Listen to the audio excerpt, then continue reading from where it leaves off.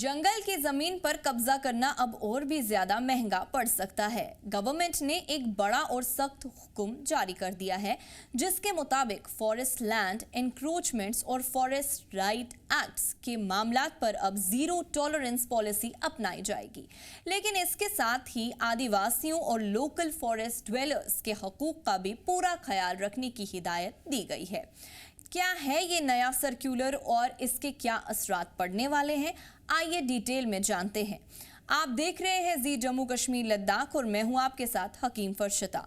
Department of forest ecology and environment ने 11 अगस्त 2026 को एक नया सर्कुलर जारी किया है।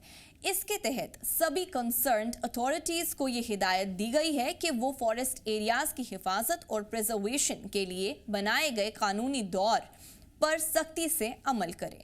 इस सर्कुलर में खास तौर पर Indian forest act 1927, forest conservation act 1980 और scheduled tribes and other traditional forest dwellers act 2006 के कवानीन का हवाला दिया गया है। मतलब साफ है, जंगल की जमीन और उसके रिसोर्सेज के मामले में अब किसी भी किस्म की कटौती बर्दाश्त नहीं की जाएगी।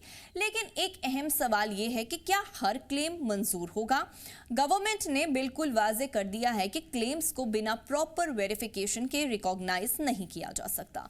फॉरेस्ट अथॉरिटीज को यह हुक्म दिया गया है कि वो लैंड की क्लासिफिकेशन, रेवेन्यू रिकॉर्ड्स, कब्जे का अरसा यानी पीरियड ऑफ ऑक्यूपेशन और क्लेमेंट की एलिजिबिलिटी की मुकम्मल जांच करे। इसका मकसद ये यकीनी बनाना है कि सिर्फ जेन्युइन और लीगली एडमाइजेबल क्लेम्स ही मंजूर हो और गलत तरीके से फॉरेस्ट लैंड पर हक ना दिया जा सके।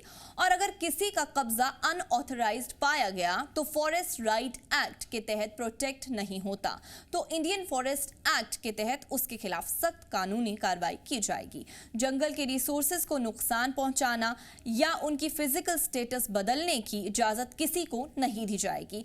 इस पूरे सिस्टम को बेहतर तरीके से चलाने के लिए फॉरेस्ट, रेवेन्यू और ट्राइबल अफेयर्स डिपार्टमेंट्स के दरमियान बेहतरीन कोऑर्डिनेशन पर जोर दिया गया है।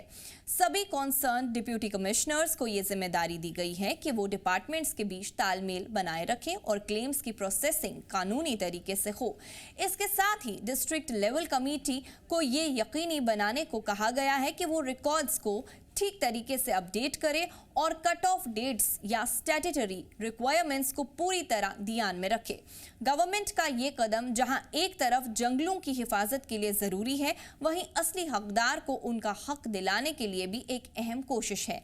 इस नए रूल के बारे में आपकी क्या राय है, हमें कमेंट सेक्शन में जरूर बताइए। वीडियो पसंद आई हो तो लाइक करें और चैनल को सब्सक्राइब करना मत भूलिएगा। मिलते हैं अगली वीडियो में। अल्लाह हाफिज।